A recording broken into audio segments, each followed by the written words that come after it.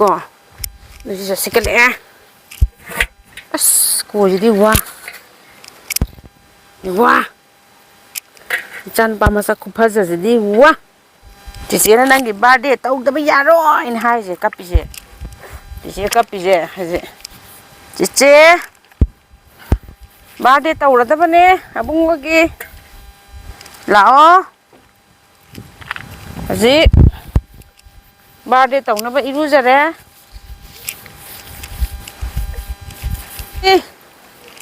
Nasi je nangi birthday tau bagi cup tau da bagi cup ne.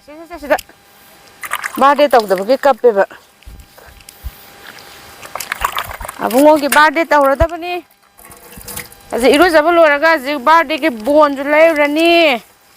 Cake su lai ra ni. Birthday so gom tau tho je. Lai boy na khodi lai boy muk noi. Number 1 muk noi. Apa ja pa ba. Kununga jma ge.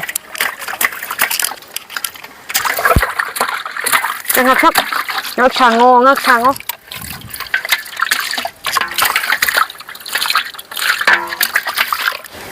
Amko sugar mo se. Iru jelo be khanaw jaram sugar mo. Ma'am sugar mo.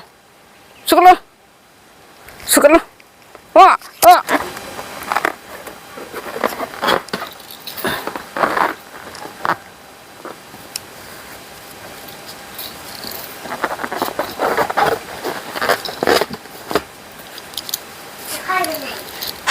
Ado me ngasi je angangi ijan ba to magi birthday tai bako ado birthday tar ga ju ngasi je birthday taura roina dum khalle bako ado ai isan pina yadre birthday tau je ngasai de ni mana kapi je aduna magi birthday je hazik birthday tau bidoine ai lai je yum dane ba angang ma sana ba thin balak pane bako ado ngang leibanina angang ni ngai do phana ba dam ta hazik ai ngasi je birthday tau botare ado aigi birthday je mayam ngasi je ai je video namoi ge khan mane ba Echagi di Ahanba birthday ni na so memory oina ba na video je sem ge taw bane ado mayam kadar bon tagra thang di wa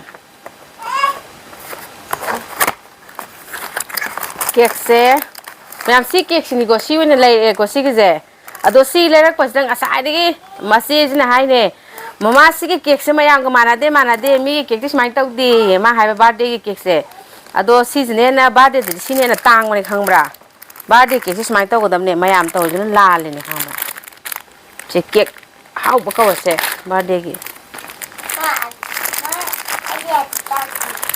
mane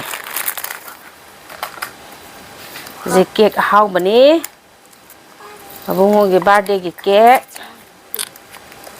ha Then has it. She already got any. Chắp mà này xí xí.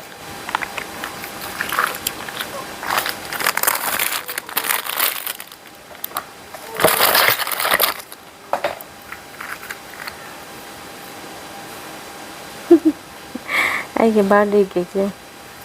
Cái nên chú rồi cái cỏ. Được rồi, đây cục salad.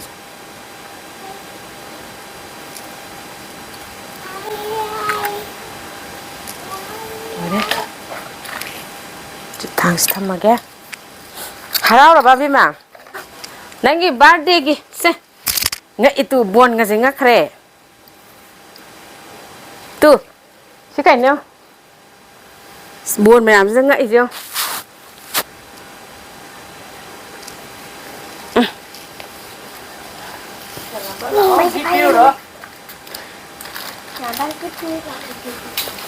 Sao chỉ xe gì mà nó bấm trở lại lâu lâu một cái hay he gì kia cái gì xe cam mà xe một thắt luôn à cô nó nấu tao cam mà xe cam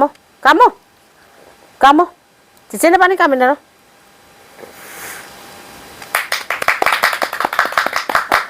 cô bác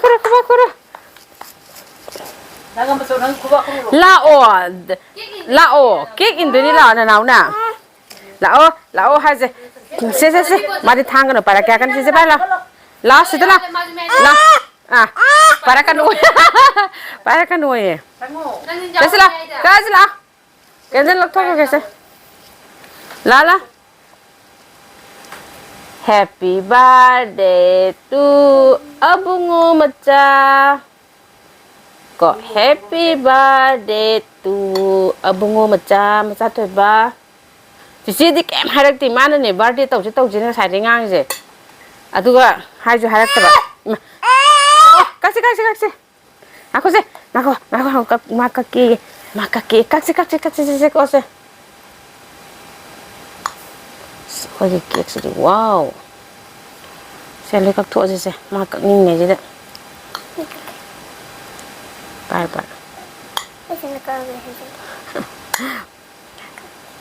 Sih, nang happy birthday tu, abang ngam tak happy day tan deh. Ah. Kaki se anta kahan ge jangan jam te pelhan ge se yare mani ngai di ko aku nam je kaki se ko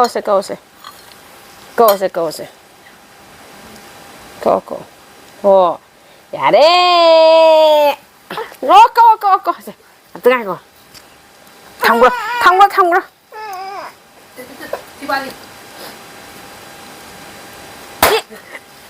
Khanghe kia các con lồi các con đi buồn cái thu gài đấy gì xe đợt ra in cái nào đợt ra hai này kia mà pi rồi xe chưa pai rồi xe khôi kiệt hao vào gì pai rồi xe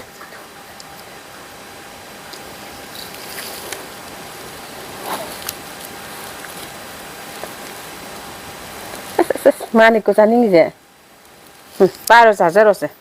Dada ma han in ge se. In ma ga hai ro de ma di se. Dada se. Abe me se. Se, bubok te lo se. Se paro se. Se. Ai ma. Se.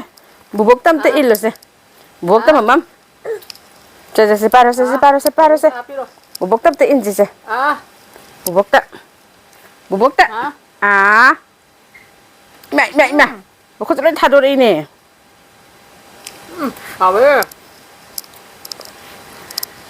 Đấy à. Bố vội cô. Bố vội sẽ. Mau em bị sẽ. Vâng, ina holo. Ado mẹ chan pagi birthday ki cake các bố lôi re. Ado horen giang ama thong ka sa ra ni ko. Che.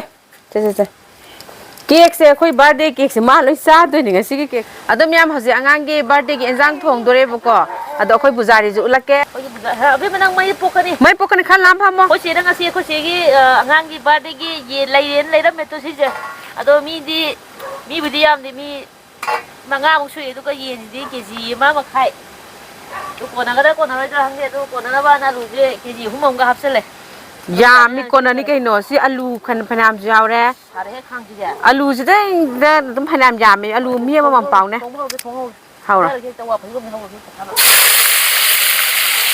ni mai cha ka ni ji ko je ni na khan ma ni ti je ning ba kai de ba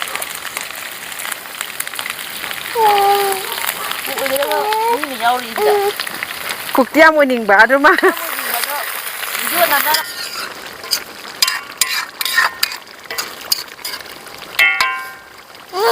jang lo re wi pli ram pai ro nang birthday ji mun ngai ri ba ha nang gi birthday nang khang ja bra ti ani khang ma san te da ko hayeng chao lo ga yeng dong ngai de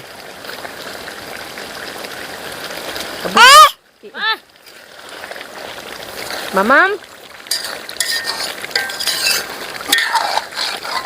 sak thì bây giờ là như cô ăn thịt bia đấy thì nó bắt đầu rồi kìa cái này ra cái tết mấy thuốc thì dân à khối sak thì đồ ren ở đó mà đi tới sugar là cái này sugar cái thằng sáng lên hay vậy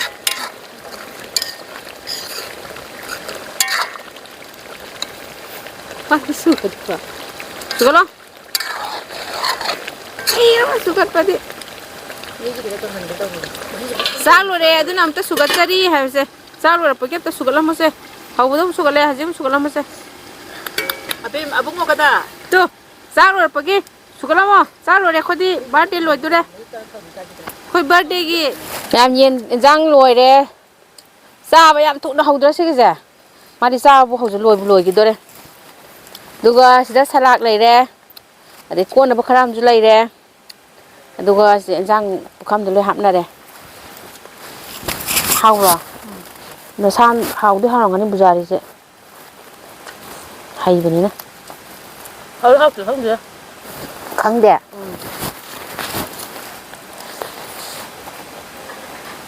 ꯑꯗꯨꯝ ꯌꯦꯡꯉꯣ ꯍꯥꯎꯇꯦ ꯈꯪꯗꯦ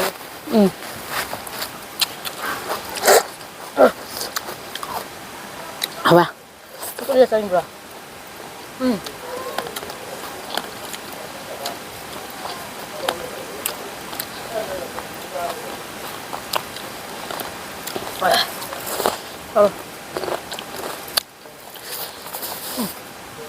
ꯑꯗꯣ ꯃꯌꯥꯝ ꯉꯁꯤꯒꯤꯗꯤ ꯃꯇꯥꯡ ꯁ꯭ꯋꯥꯏꯗ ꯂꯣꯏꯁꯤꯜꯂꯒꯦ ꯃꯌꯥꯝ ꯆꯦꯅꯦꯜꯁꯤꯕꯨ ꯂꯥꯏꯛ ꯁꯤꯌꯔ ꯁꯕꯁꯀ꯭ꯔꯥꯏꯕ ꯇꯧꯁꯟꯕꯤꯔꯝꯃꯣ ꯃꯊꯪ ꯚꯤꯗꯤꯑꯣꯗ ꯑꯃꯨꯛ ꯊꯦꯡꯅꯔꯁꯤ ꯕꯥꯏ ꯕꯥꯏ